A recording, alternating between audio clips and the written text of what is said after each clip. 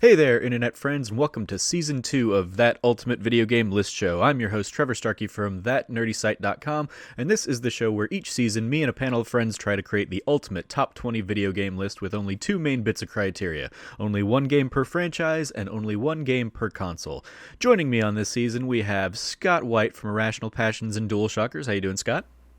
Doing well, ready to throw some curveballs at you guys again. Yeah, you've been doing a pretty good job of that the last couple episodes, and you are the one most at risk of vetoes, it seems. Yep. Having been vetoed in round one and almost vetoed last round as well. And people thought it would be me. Yeah. I mean, still give it time, Zyger. Like, anybody who ends up getting Brandon to use his veto is going to be the real, villain of the season. Speaking of which, we have podcast aficionado Brandon Gann. How you doing, Brandon? How's it going, everybody? And a happy Friday to all of our listeners out there. There you go. Happy Friday, or whatever day you end up listening to this.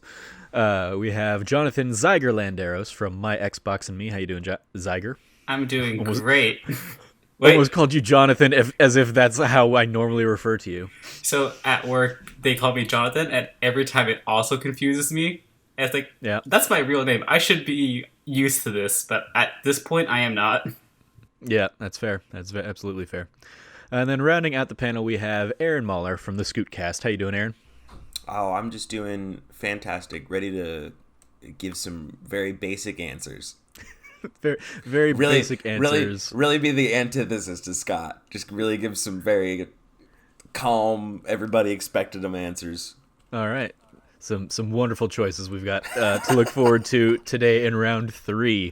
If you like what you hear, please remember to rate, review, subscribe everywhere you can. And if you're feeling generous, you can always support That Nerdy Site on Patreon at patreon.com/thatnerdysite.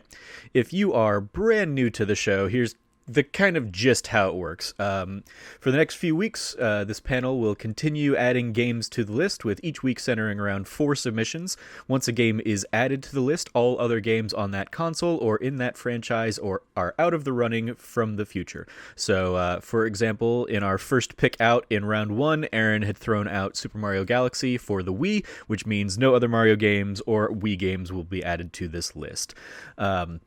Remasters can be considered, and games within collections can be considered, but collections themselves may not be submitted as a single title. So you can submit games for any console that they have been included in the library of, I guess.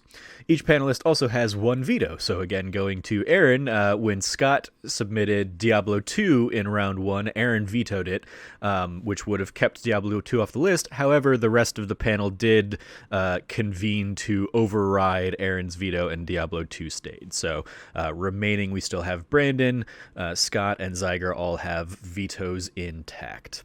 Once we get all 20 games on our list, the show will then shift into ranking the top 20, 5 games at a time, and the number 1 game will be retired into our Hall of Fame, joining God of War from Season 1, and it will be ineligible for future seasons. So as a quick recap of the last couple episodes, in round 1, as I said, Aaron gave us Super Mario Galaxy for the Wii, Zyger gave us Halo Reach for Xbox One, Brandon gave us Final Fantasy VII on the PlayStation 1, and Scott gave us Diablo 2, which Aaron attempted to veto, but Brandon and Zyger overruled to keep Diablo 2 as our PC entry on the list.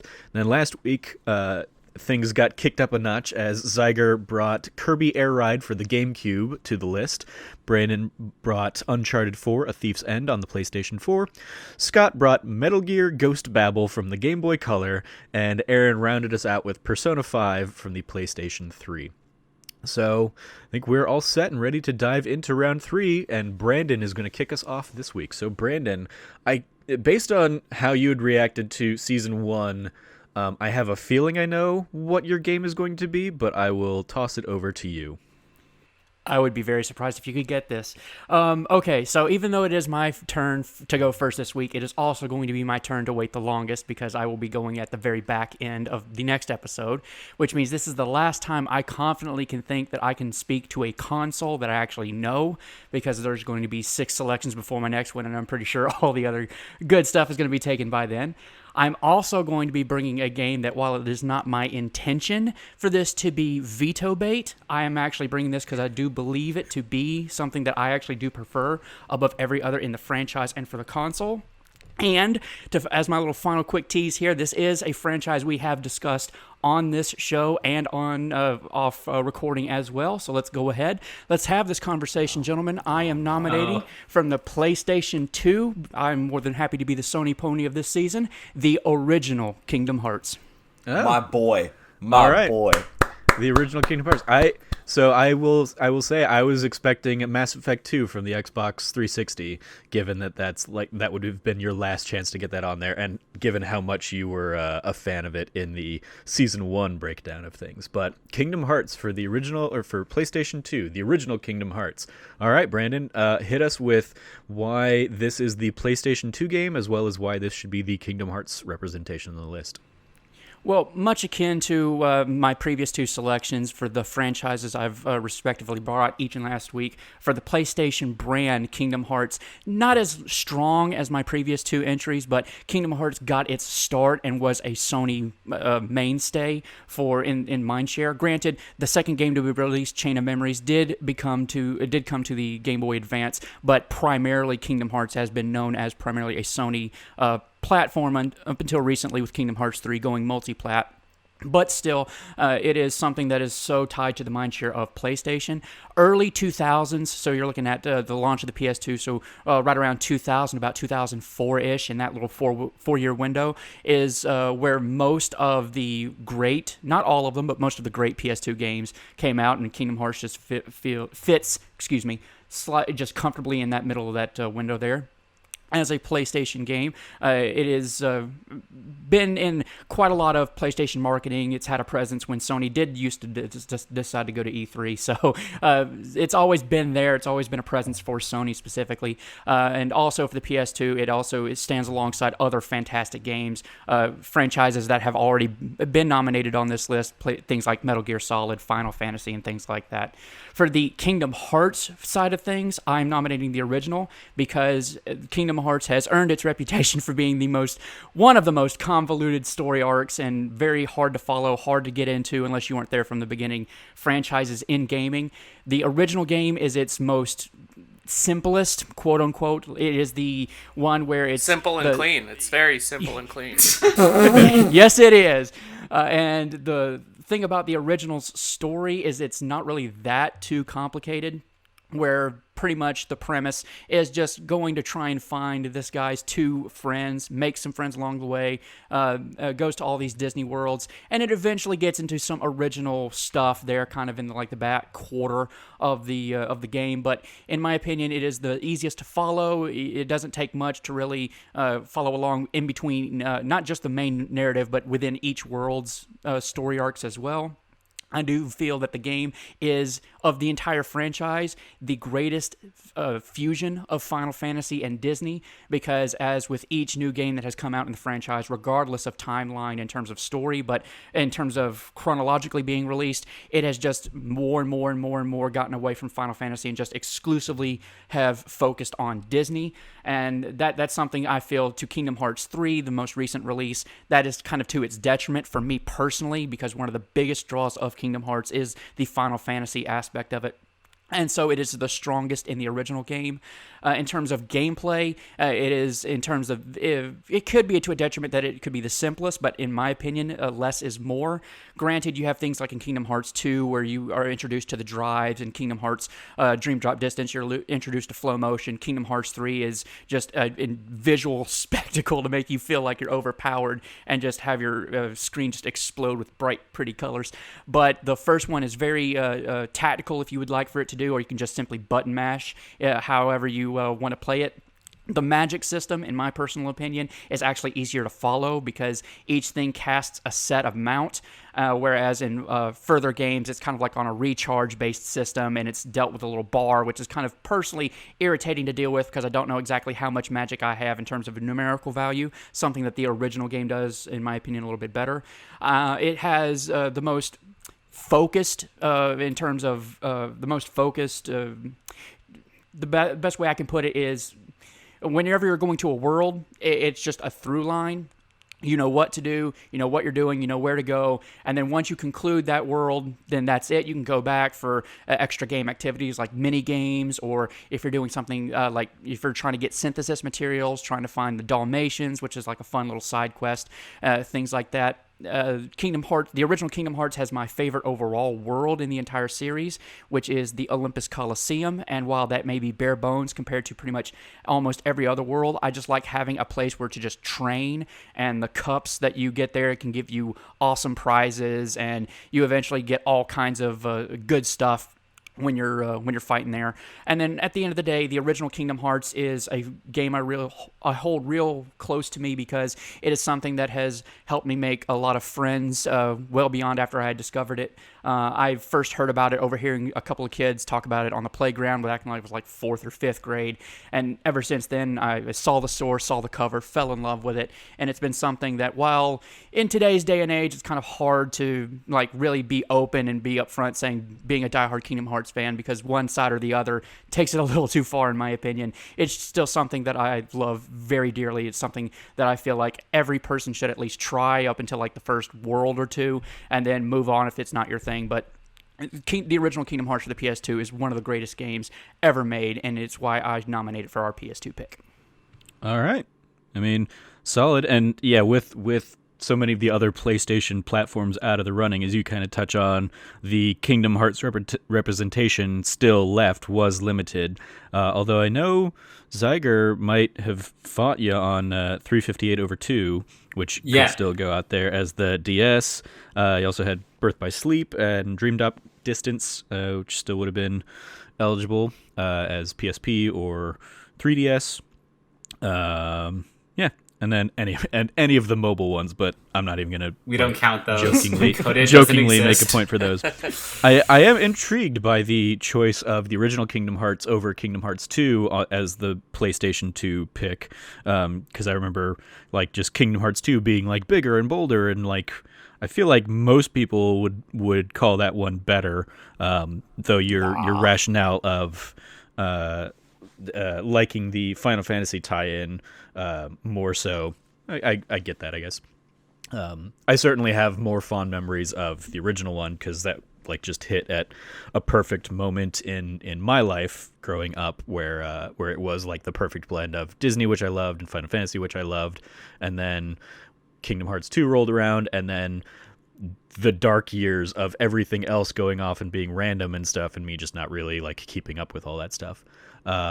So let me throw it to the panel. Zyger, I've already mentioned you, so I'll go ahead and throw it to you first. What are your thoughts on the original Kingdom Hearts and Brandon's decision to include it here? All right, so original Kingdom Hearts, love the game. I have two very distinct issues with it, though.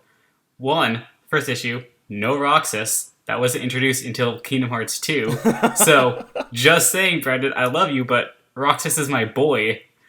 And my second issue... We all have those characters. Yep, I agree. My second issue with Kingdom Hearts, though, the original one, is that even though I enjoy the game, love the game, enjoy the story, great game, I don't feel like it holds up well in modern standards. Like, if anyone were to go into Kingdom Hearts now and start with the original OG Kingdom Hearts, it is very difficult to get into the series.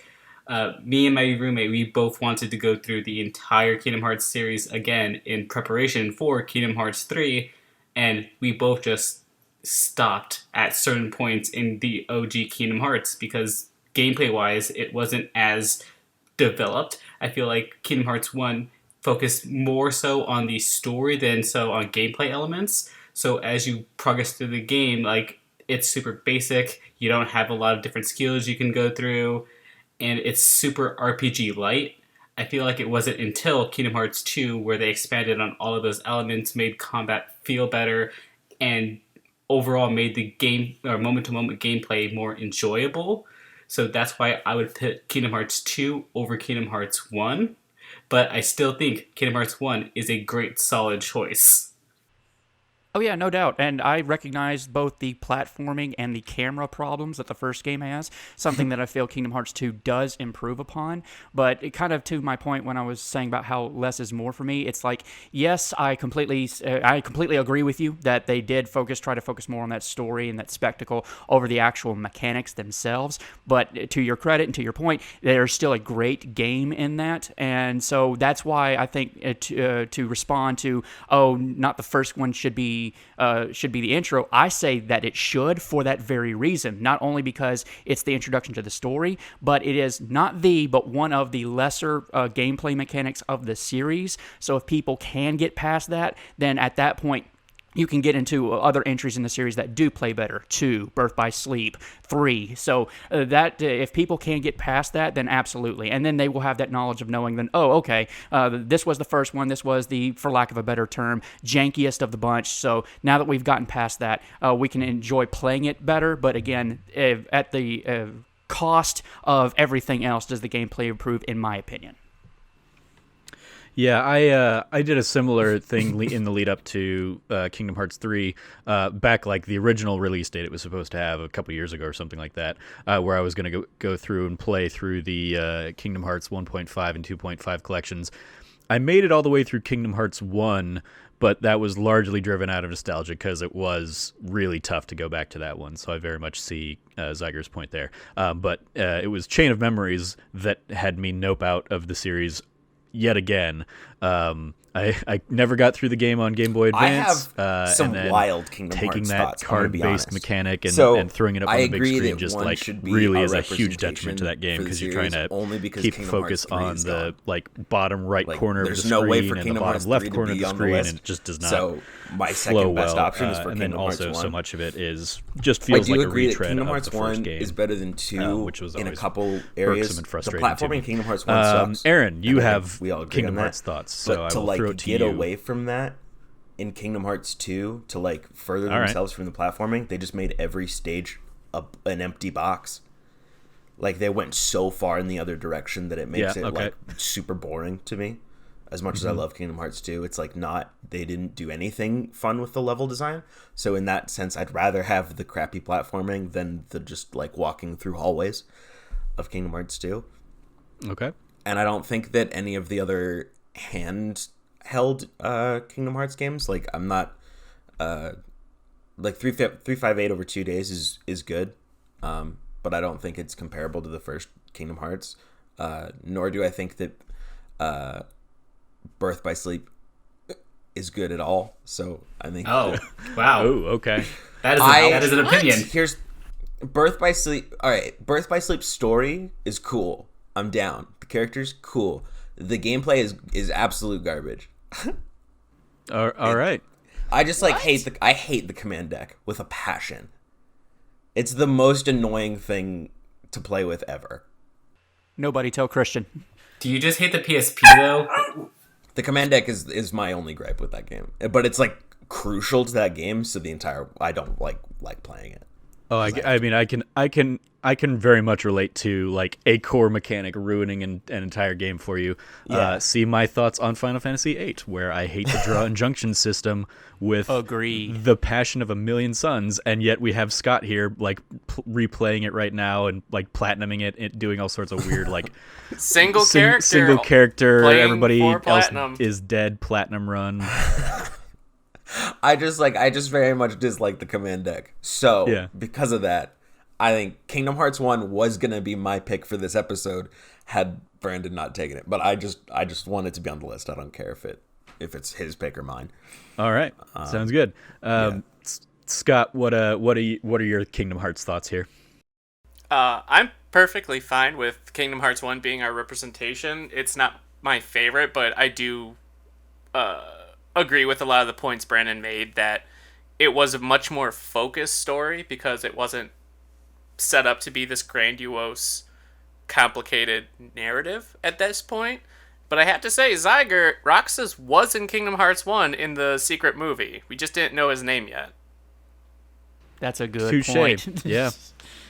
All right. All right. You You say he doesn't have Roxas, he has Roxas. Was that in the actual... the first appearance of Roxas, Yeah. you would even say. Was that in the actual like American launch of Kingdom Hearts, or was that in the final mix? Yeah, no, that was Yes, in it was. the original launch. Yeah. To get and then it, you It have was to expanded on in the final mix version. Yeah, it probably spawned like a million "who's this character" kind of videos of the time in that early internet era. Okay, very very cool, solid pick for the list. And as I'm like thinking about our list so far, I'm like, oh my god, is Kingdom Hearts going to be like is this going to end up as our number one? Because Yes. this is like the game that everyone has actually like played and can like seem to get behind. So I'm good with that. I'm just Yeah, I'm just so good with that. predicting that Kingdom Hearts, if not our number one, ends up in our top five, certainly. Or in your top five, I guess. But anyway, so let's talk about notable PlayStation 2 games that this will kind of keep from the list. Obviously, you had the Season 1 PlayStation 2 pick of Grand Theft Auto Vice City. This would take out kind of the other GTA games, or a lot of the other GTA games. Of that era, because Of none that of them era, are on yeah. Xbox or OG Xbox. Oh yeah, no. No, they came to OG Xbox too, didn't they? Yeah, they did. Just super late. Okay. So I guess they're still out there in the running. Series that maybe is not anymore though. Dark Cloud. I just want to give it a little shout out to, Rip. because love that series. Shadow of the Colossus and Ico. If you are a fan of that, the Japan studio kind of style. Your Jack and Daxters, a lot of your Sly Cooper stuff, right, was in this era. Ratchet and Clank games. Sly Cooper. Some of those are on Hey, you PS still Vita got still. Vita. You got those Yeah. on Vita. Yeah, I guess you No, can. that's true. Yeah, that's true. They did have that collection there. And yeah, I guess a lot of PS2 is still potentially saved by PS Vita classics. So You know what title is not saved by PS Vita? what? The best PS2 title, Ty the Tasmanian Tiger. R.I.P. Never forget. Didn't that just get re-released on Switch? No, it's on PC. They want to do a Switch port, but it hasn't happened yet. Oh. Cool. Any other PS2 games that people want to give a little love to here? Kind of in the same vein as Dark Cloud, Rogue Galaxy, also made by Level 5. Absolutely fantastic game. Yeah. Okay. Really good action RPG. Cool. Anybody else? All right. I'm pretty sure nobody's going to veto this, but I will throw it out to the panel. Anybody want to lay down a veto of Kingdom Hearts for the PlayStation 2? I Nope. think we're good. Nope. I think Okay. fine. Kingdom Hearts for the PlayStation 2 is our first round 3 pick from Brandon. So with that, I will throw it over to you, Scott. Hit us with your pick that, Aaron or Zyger may want to ultimately veto at the end of this episode. Scott, don't make me do it. Real quick, it does look like there has been an official worldwide release for the Switch version of Ty the Tasmanian Tiger for March of this year. So, just so you know. It's still... Can we still pick on- games that aren't released yet, though? I mean, no. Right, you see? March. Yes, I'm sure that would have been your Switch game, Zyger. Oh, God, no. That was my PS2 Be choice. good. Be a good veto bait. Yeah, there you go. Great Vita, Be babe. good. So yeah, Scott, hit us with your pick for round 3. For round 3, my pick is going to be Bubble Bobble on the Nintendo Entertainment System. All right, Scott. Scott, we need to talk about this. Is this really your choice? Yeah. I love it. So tell us about Bubble Bobble, Scott. Okay, Bubble Bobble is one of the first party games I really remember playing a lot with my brother, and even my mom got into it. You're these two little dinosaurs, Bub and Bob, and you shoot bubbles in over 100 different levels, and you capture enemies, and then you have to pop them to go on to the next level. It's like what the Bust a Move series was based off of. It's a happy-go-lucky, fun game, and there's a new game coming out for Switch, also, Bubble Bobble 4. But this is just one of those games that, yeah, it's not Mario, it's not Zelda, but it's still one of Taito's classics. It's a series that goes back a long, long way, and I absolutely love it. It's just I have a lot of fond memories of, and it was one of those games that even when you didn't have to know how to read, or it didn't have super crazy levels, or like gameplay mechanics for kids to wrap their head around. It was just very simple, and any member of the family can pick up and play. And even still to this day, I enjoy just randomly going back and playing some co-op with some friends. With Bubble Bobble. Yeah. Plus, the dinosaurs are just super cute and awesome. So. Yeah, I have Bobble's my pick. many. I mean, I don't know if I would even go to the extent of calling them fond, but I remember playing Bubble Bobble growing up with my sister.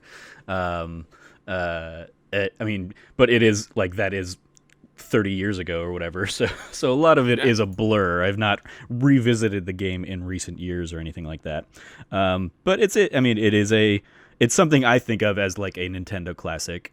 Maybe not certainly at the echelons of the upper echelons of the NES, but No. it's definitely something I remember out there. So Zyger, I will throw it to you.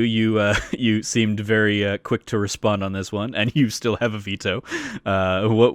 What were your thoughts, Zyger, about Bubble Bobble? I don't even know what this game is. I Googled this, and I know the characters. These characters are iconic. I will give it that. I know... This is a game that I guarantee you would like. This would be a Zyger-ass game. See, not in the, like, Criminal Girls sense, but in the, like, you would just still love the shit out of this game. Yeah, I'm looking at, like, gameplay of this. I'm like, okay, I can get why Great music, this too. is entertaining. Especially back then when games were what they were. But is this the best game on the NES, in your opinion? I mean, it's not a Mario. It's not a Metal Gear. It's not a Final Fantasy and stuff like that. And I'm leaving Zelda to Switch or whatever if people want to do that. So it's like, I appreciate that. Thank you. But this is one of those games where I think is a classic, is a lot of fun that I have a lot of fond memories of, and it's kind of falling in with Metal Gear. It's one of those games that doesn't get talked about enough, but I think is worth a mention. And YOLO, man. Is it a greatest game of all time, which is what this list is supposed to be, like, trying to create? Would you put Bubble Bobble on this? Like, you threw that out the window when you brought Kirby Air Ride. Kirby Air Ride was the best-selling game on the GameCube. How dare you? Kirby Air Ride's amazing. It gets referenced in 2016 during Smash for Wii U. Zyger, I will help you defend this game till the day I die. I wonder which sold more, Kirby Air Ride or Smash on the Wii U, just because of the Wii U's terrible install base. Probably Kirby still Air Ride. Smash. Not gonna lie, No. probably Kirby Air Ride. Anyway, I will throw out there that pulling Mario out because Mario and Final Fantasy, as Scott has referenced, are already out of the running anyway for the original Nintendo. As is Kirby's Adventure, thanks Zyger. Kirby Air Ride is the spin-off, like a kart racer. Does that eliminate all Kirby? Yeah. I mean, there's not enough. Like we talked about, I think at some point, either on the show or off air, that like Mario spin-off or Mario has enough of a spin-off legacy that like you could have the Mario sports things be their own thing. Kirby does not have enough of a spin-off legacy. Like Kirby is all Kirby games. That is fair, and yeah. even so, Kirby Air Ride is still one of the better Kirby games. So it's all good. All right. But you do, this takes out kind of the NES era of Castlevania, the Zelda ones, as Scott already mentioned, but it sounds like there's probably eagerness to nominate other games on the list anyway. Duck Hunt, want to give a little bit of love to that one, and the dog that we all hated. Or, those of us of an age, because I given that like half you guys didn't have the original PlayStation, I guarantee you didn't have the original NES either, so... I have one now. Okay. It doesn't work, but I have one. The NES pick for Season 1 was Mega Man 2, so this takes a lot of the Mega Mans out of the running here. You could do the there's Mega any- Mans from the collections on the Switch, if you wanted. Yeah. That's Or still... DS. It's on so many. Yeah, they're on 3DS Or as well. Mega Man? No, DOS wouldn't. Yeah. Because PC is scuffed, but... Yep. This would take out Punch Out and DuckTales on the NES, but DuckTales got remastered. Yep. So yeah, but it got remastered on things that I don't think are 360. Oh yeah, okay. Yeah. Halo Reach was 360, wasn't it? No, that was 1. Halo Reach was 1 because it was the Master Chief Collection. Yeah. Okay. Yeah, the 360 is the only like modern era. 360 and the Switch, I guess, are the only modern era-esque consoles still available. Are you telling me that the Vita isn't modern era? The Vita's dead. No. I said it. It's dead. Let's be real. Well, if Zyger said it. I mean, any other notable NES games anybody wants to give a little love to? I've only played 2 NES games. My father had a NES when I was born and growing up there, so it was kind of like the first thing I kind of ever played, but don't really remember much of it. One of those is, of course, the game that's been touched on, Super Mario Brothers. That's the end. The only other thing I played on the NES is a game that's on everything, and that's Tetris. But outside of that, I can't speak to the NES. Yeah. All right. I mean, unless we got a veto on the table, Bubble Bobble is going to advance as our NES pick for season 2 here. Again, Brandon, I don't expect you to veto, but I'll throw it to you, Zyger. Do you want to veto this in favor of something else? I'm gonna say just quick shout out to Punch Out because I don't think we said Punch Out. Yeah, true. There's Punch Out and Mike Tyson's Punch Out. Actually, you can always vote Punch Out as an arcade unit. Yeah, that's true. Arcade is something that is still out there in the running that we do not think about all that often. But arcade cabinets are like all encompassing as well as a console here. So yeah, all right, Tiger, last chance. I will let this slide. But it hurts me to do so. Scott, you are 3 for 3 on choices. I'm just letting you know this. And our list is halfway full. We've got our 10th game here with Bubble Bobble for the Nintendo Entertainment System.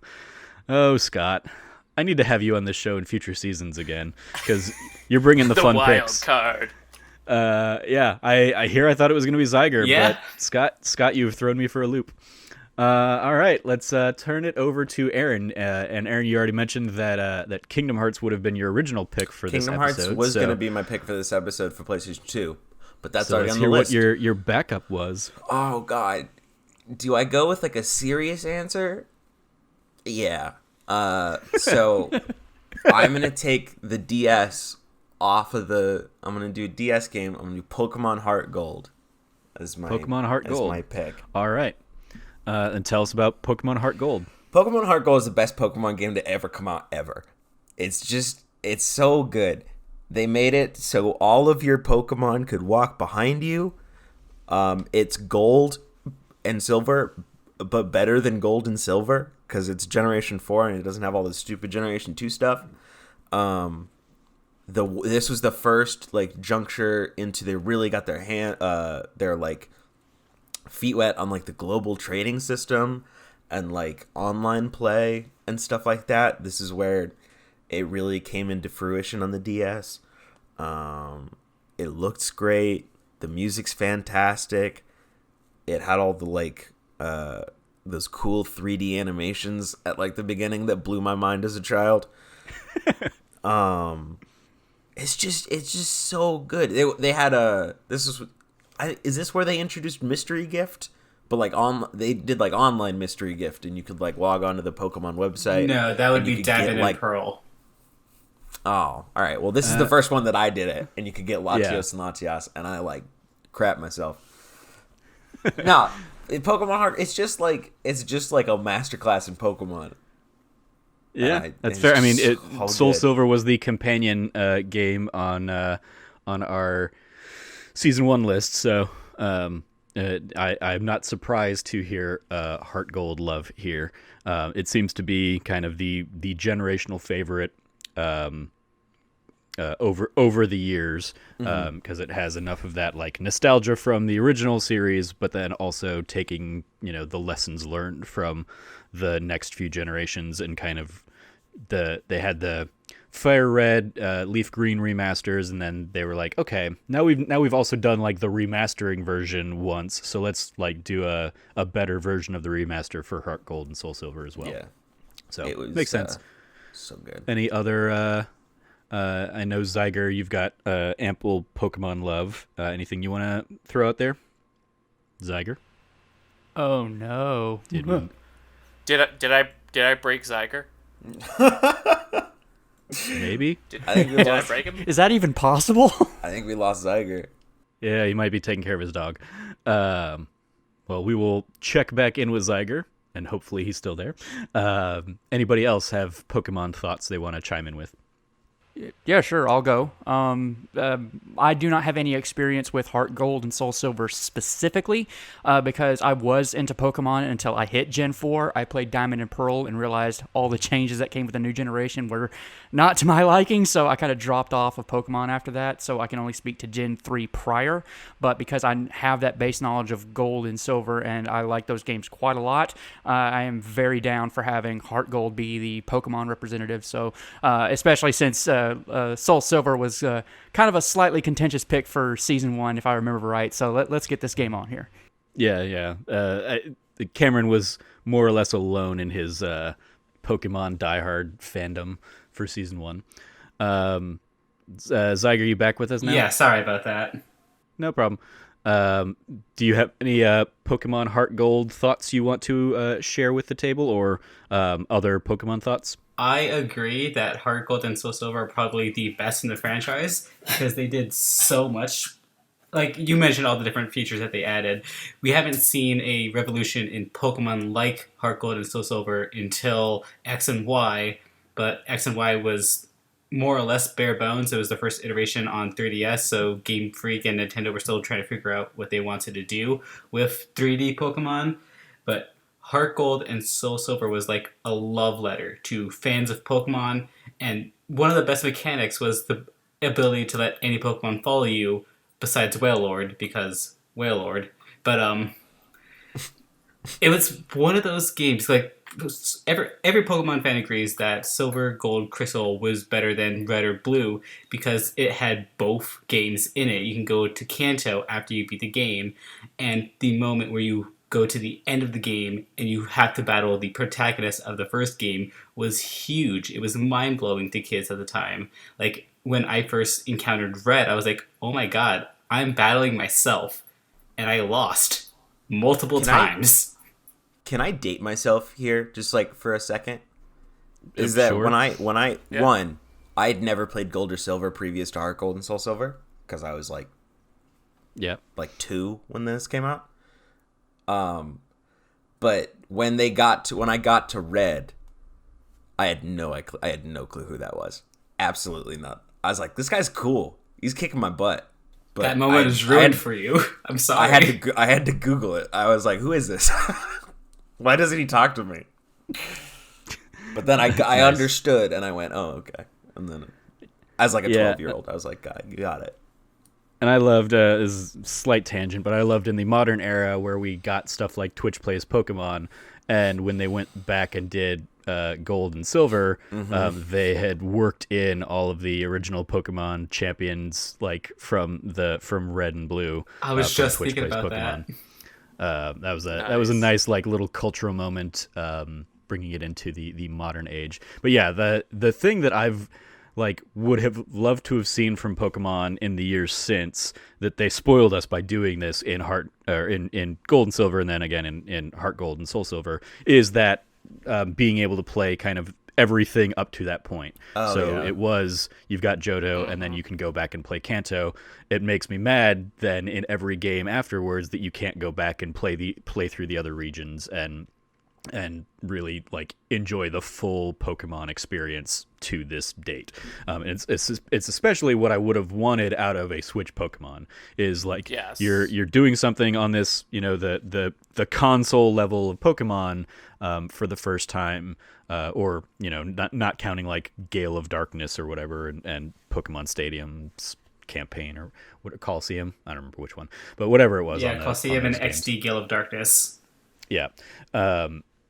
Not still being restricted to like one land and that's it, is just like frustrating for me as somebody that would much rather like revisit the old things from my nostalgic period. Like you can still make it after you like finish the game, but then give me the option to go back and play through those other campaigns as well. Is what I want out of, because I'm an old curmudgeon.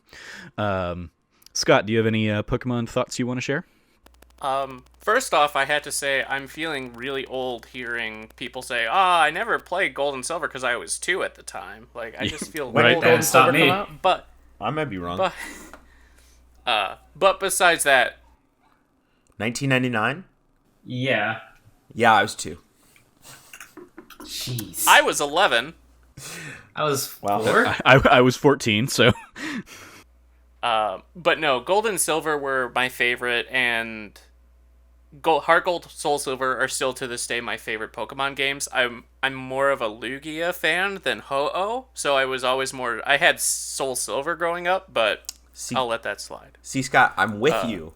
I was bullied by my friends into getting Heart Gold because they wanted Lugia and they wanted Everyone did. somebody to have the other one so that we could catch all the Pokemon. And I got the short straw, so I had to pick Ho-Oh. But now I love Ho-Oh, so it's. But I was. I was gold, personally, and here's me dating myself in terms of this game. I'm old enough that I sought out like Japanese ROMs of Gold and Silver before they came west. Despite the fact that I couldn't read or speak Japanese, but I played through those games on my computer before they ever came out here. Same. Like the first time I ever heard about emulation at ROMs was my neighbor down the street downloaded a Japanese ROM of Silver. And I was like, oh my god, I didn't know you could play like console games on your computer. This is blowing my mind. And he gave me a Game Boy emulator and the ROM on a floppy disk. Oh, nice. Like a 3.5-inch floppy disk. Yeah. And that was my first exposure to the emulation concept. But Yeah. right there with you. It was Japanese. I had no idea what was going on. Question, what is a floppy disk? Do you mean the save icon? Yes, the save icon. The save Oh icon my god, is. Zyger. They knows made it's a those. joke. I know. It's a meme, but yeah, it was a 3D printed save icon. Yeah, dude. Yeah. Back in the day. But no, absolutely love this pick. All right.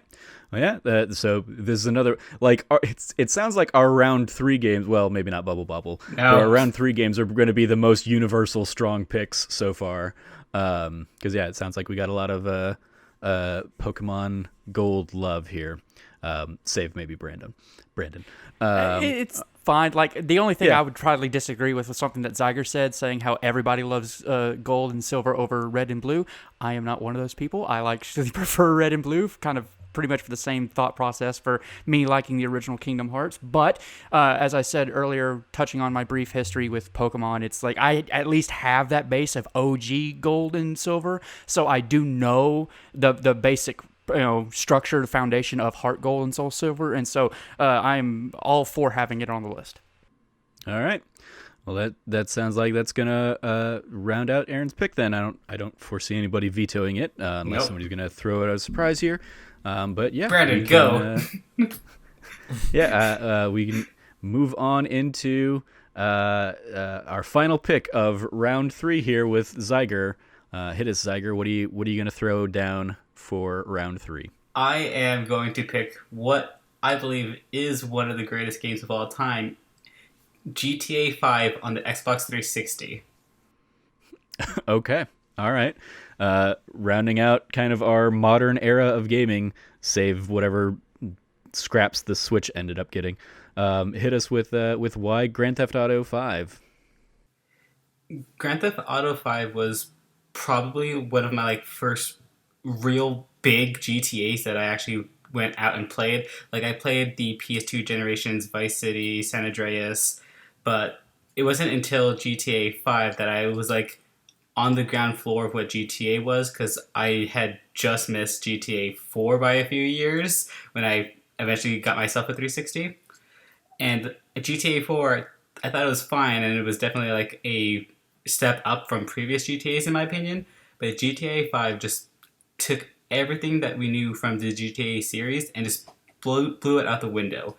GTA 5 is on bestsellers list for every month for the past 3-4 years. It's always in NPD charts, and there's a reason for that. First off, the campaign allows you to play as one of 3 different characters, and it was like revolutionary when they showed that you can swap in between those characters at any given point, and you can just pop into their lives and see what they're doing. Sometimes Trevor is wearing a weird outfit, drunk in the middle of the road. And it's like, okay, this is a weird thing. You pop over to Franklin and he's in a car chase for some reason. You pop over to Michael and he's doing yoga with his wife. Like, the 3 characters were so unique and dynamic, and when she eventually got them all together to do like the big heist at the end or any of the missions and see their interactions, it was a super compelling, like actually well-told story within a GTA game, because most people who play GTA just play for the sandbox element of the game, not so much for the story. But Grand Theft Auto 5, in my opinion, changed that. And then there's online, which, again, is one of the reasons why this game is continuing to sell the amounts that it has. It gets constantly supported. Like every other month, there's always a new update. There's always new things added to the shop.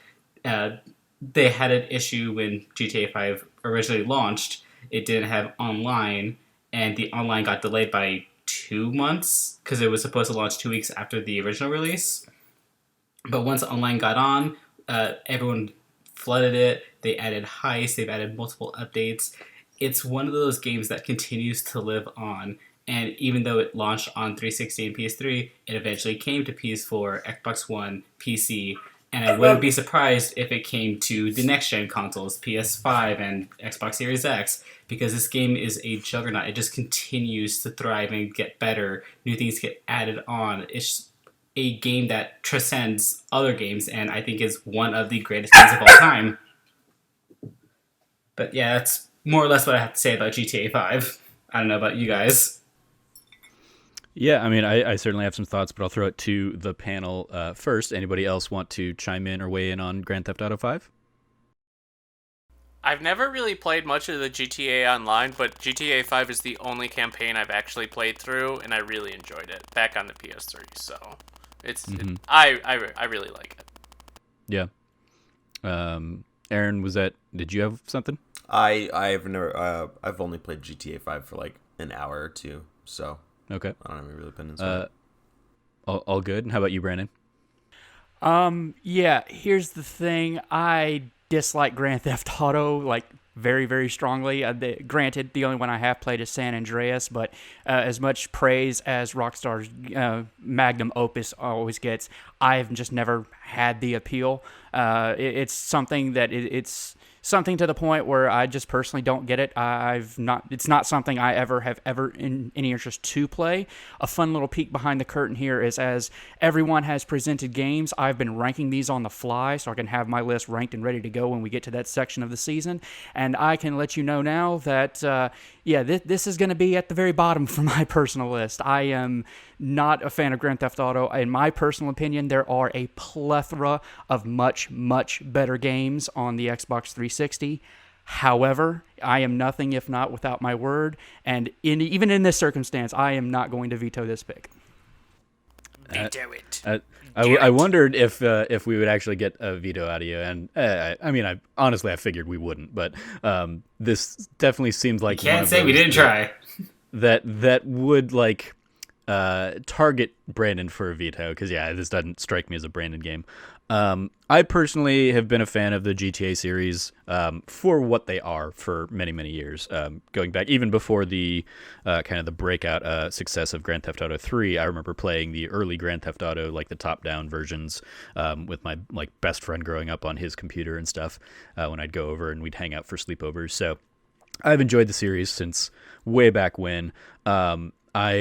Because of the kind of gamer I am, I never really got too much into the online stuff. But I admire the hell out of what the online does, and the certainly the community that they have behind it, kind of going out and creating all sorts of crazy and wild kind of maps and races and all sorts of stuff like that. Anytime I see like new video clips of like Blessing, I think has been replaying it recently over with Kind of Funny, and seeing like some of the stuff he's been posting, I'm like, yep, they are doing some crazy things there with GTA 5 Online. I lament that like my own name is now ever associated with Trevor from GTA. And it definitely kind of ruined any chance I ever had of being like the Trevor that would pop up if you Googled Trevor and gaming. So that's just never happening anymore. But I like that was a fun character, and there are worse ways to have your name immortalized in stuff, I suppose. But yeah, I enjoyed kind of the branching storylines of GTA 5. I thought it was very ambitious and gave you a character to play like that, like basically is the character that everybody plays as when they're playing GTA for the sandbox nature in Trevor. You've got your kind of your Franklin and your Michael, but Trevor is like the chaos incarnate that everybody like really tries to play as when they're trying to get the 5-star wanted ratings and run away from cops as much as they can and blow everything up. So it's nice like giving you a character in the context of the game that was doing that, especially following up from Grand Theft Auto 4 where Nico Bellic was a little bit more maybe restrained. Yeah, he was very reserved. Yeah, there's a little bit more ludonarrative dissonance between him and how people played as him. But yeah, I mean, like Grand Theft Auto, certainly I think 5 is just the biggest and boldest of the series. And yeah, as Zyger brought up, it continues to sell phenomenally well here, even 5-6 years down the line. Is it 7 maybe even? Did it come out in 2013? On last gen? It might have been. I think so. I think Online launched at the beginning of 2014 because it was a few months after its release. Yeah. And then it came to current consoles like a year later, and then finally to PC, and then PC just ran away with it. So yeah, it's a solid pick, and one that I will be very curious to see kind of where it ends up in the overall ranking of things. But anybody have any other thoughts or any other Xbox 360 games that they want to give some love to, shout out? Like I said, kind of the beginning of this episode, Mass Effect, certainly Mass Effect 2 was our, actually I guess Mass Effect 2 was like our Xbox One pick because of the loopholes and whatnot, but this would pull Mass Effect from the running for things, and like the Arkham games, the BioShock games, pretty much anything multi-platform from last gen is going to go out the window here with the Xbox 360 pick. So anybody want to shout out any other love, any Assassin's Creed or any of that kind of stuff?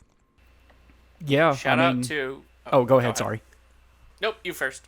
Okay, thank you, Scott. As everybody knows, I've been pulling off of the huge list of games that I have here. And fun fact, the 360 was the last console I could speak confidently on, so I kind of figured it would get picked in this episode. But just going off of what could be played, the Gears franchise, the Portal games are gone, Left 4 Dead, the newest, the Wolfenstein The New Order, the Dishonored game, the first one, I should say.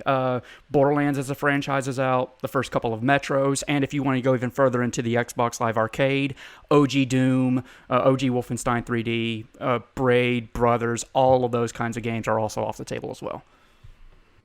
Yeah. Scott? I want to pour one out for what I will always consider the real Final Fantasy 13, Lost Odyssey. Oh, wow.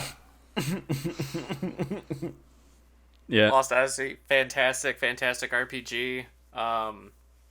Yeah, just play it. It's a really good turn-based RPG, and it's got fantastic story, really emotional hits, moments, and it's really...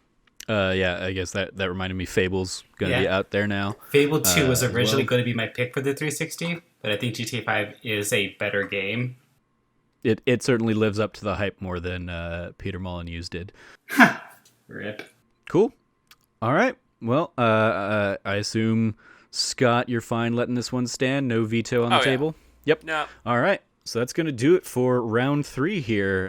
Just a quick recap: we had Kingdom Hearts for the PlayStation 2, rather, Bubble Bobble for the Nintendo Entertainment System, Pokemon Heart Gold on the Nintendo DS, and Grand Theft Auto 5 here rounds us out on the Xbox 360. So yep, we are 3 rounds in, 12 games. I guess Pokemon Heart Gold is Soul Silver, basically. So that's really it's different. Yeah, because it's the closest we've had to a shared game from the 2 seasons. But yeah. So yeah, that's gonna do it for this week's episode. At this rate, we will probably only have 2 more episodes of the selection of games. Because even if we go a game or 2 over into like Veto Land, we can probably just tack those onto the end of round 5. I'm okay with that. Unless people go like veto crazy here in the next couple episodes, we'll probably be able to crank this season out in 9 episodes instead of last season's 10, just because we will not have a full dedicated episode to the round 6 picks. So yeah, that's going to do it for this episode of That Ultimate Video Game List Show. You can follow the panel. You can follow Scott at SolidSnake120. Anything you want to give some love to or shout out, Scott? Nope, just keep checking out irrationalpassions.com and dualshockers.com for a bunch of good stuff. Every other Thursday, you can also look forward to a new episode of RPG University, our Irrational Passions RPG-focused podcast, where I have a new guest talking about and just hanging out with, gushing about an RPG we both love every other Thursday. So look forward to that, and check out our PAX East panel. Yep. You can follow Brandon at GamesGan. What do you want to shout out, Brandon? As I touched on in the last couple of episodes, highlighting other people and groups. This time I'm just going to go preach to the choir, do the very easy one that pretty much, I'm pretty sure most, if not all, listeners will know. And that's just shout outs to Kinda Funny. Just great group of people, and without that group, I would not be sitting here today, as Trevor can attest. Without that group, a few of us probably wouldn't be doing any of this stuff today. Yeah, good group of guys over there and gals at Kinda Funny. You can follow Zyger at Zyger1337. What do you want to shout out, Zyger? As always, just go have check an out article Skooking posted later tweets today on of Twitter. recording, but it should be already posted. We just launched by a new the time this podcast releases about a couple Xbox days Game ago. Studios Game It's Camp called and RPG and what Chill. that could It's eventually lead to. taking Scott's idea. Very versus excited University, about the except for possibilities not. of what And that it's, will be and what games it's you can see coming me out of and my that. friend Brandon, Other or than that, just known check as out my Flipple. Twitter. And that's all I got to plug for this week. Mainly, it's just going to Okay. be talking about me playing. And Final rounding out Fantasy the squad, because I you can decided follow that's what I Aaron was gonna at do Aaron_Mahler. for the What do you want to foreseeable shout out, future. Aaron? Was play through every I Final saw Fantasy game in order. Did you decide you're going to do the spin-offs or no? I have 4 spin-off. I picked 4 spin-offs to do at the very end that kind of encapsulate a lot of the spin-offs. But I am doing every sequel, which hurts me. Okay. So your 10 twos and then the 13 trilogy? 13 Dirge trilogy, of 10 Cerberus. 2, 14, there's the 4 sequel that nobody likes. Oh yeah, the After Years. I forgot The about After Years, I got to play that one. because it came so much later. That one. So that's going to be a lot of what the podcast is, but it's up now. Spotify, Google Podcasts, all that good stuff. Very cool. And you also made a video encouraging everybody to go see Sonic. Oh yeah, that's my pinned tweet on my profile seeing that pop up on Twitter. Go see Sonic the Hedgehog with your loved one. Yeah. All right. You can follow me at Trevor J. Starkey, and you can follow everything from That Nerdy Site at That Nerdy Site. Keep an eye out for... I guess I will echo Scott's plug of the PAX panel, PAX East 2020. It's Friday at 4:30. We will be in the Arachnid Theater, right? I'm not misquoting anything there. So come check that out and check out kind of all the coverage that both That Nerdy Site and Irrational Passions will be doing from PAX East, because I think we're all going to have a good old time out there. Is that how it'll be streamed? Yeah. No. The panel, no. Arachnid is a very small room, so they do not have a streaming setup in that one. Just wanted to check. I think Alex is have it planning up. on recording it though, right? Yeah, we're going to have either Mike or probably Mike from IP record it on video, and then it'll be up also in audio format at a later time, probably a week or two after PAX. So, but yeah, Very cool. We'll share it for sure. We'll get it to the masses as best we can. Yes, Please do. So yeah, that's going to do it for this week. Thank you, everybody, for joining me, and we will be back for round 4 next time. As always, stay nerdy and be good to each other.